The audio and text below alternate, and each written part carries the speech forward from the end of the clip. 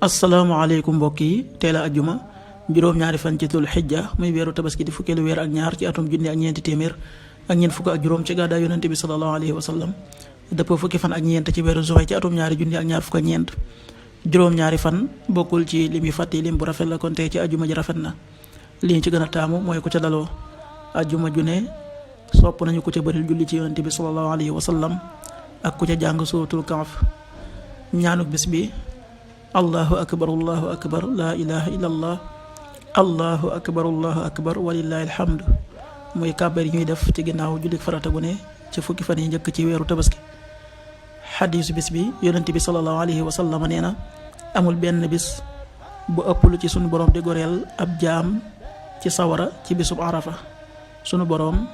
dina jege jaamam yi di puukarewu ci ñoom ci kanamu malaaka yi di wax naan gaañee de bëgguñu lu dul sama njéggal ak sama ngërëm. xadis bi muslim nettil na ko qaala rasulullahi sallallahu alayhi wa sallam ma min yawmin akthara min an yutiqa allahu fihi abdan min annaar min yawmi arafa wa innahu la yadunu summa yubaahi bihim almalaika fa yaqul ma araada haula rawahu muslim.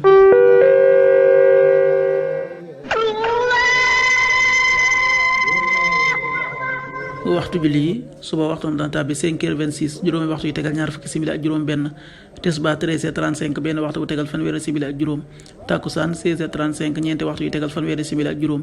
timis 19h37 juróom-ñaari waxtu yu tegal fanweeri simili ak juróom-ñaar gee 20h48 juróom-ñetti waxtu yu tegal ñeent fukki simili ak juróom-ñett loolu mooy waxtu julli ci Touba ak li ko wër. bu fekkee nekkoo Touba soo ko féetee penku ñaar fukk ak juróom-ñaari kilomètre ju ne wàññil benn simili soo ko féetee sowwu ñaar fukk ak juróom-ñaari kilomètre ju ne yokkal benn simili soo ko féetee gànnaar wala Saloum téeméeri kilomètre ju ne yokkal benn simili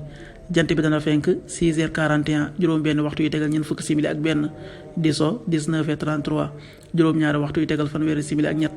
yàlla na nu yàlla nangul te nangul leen amin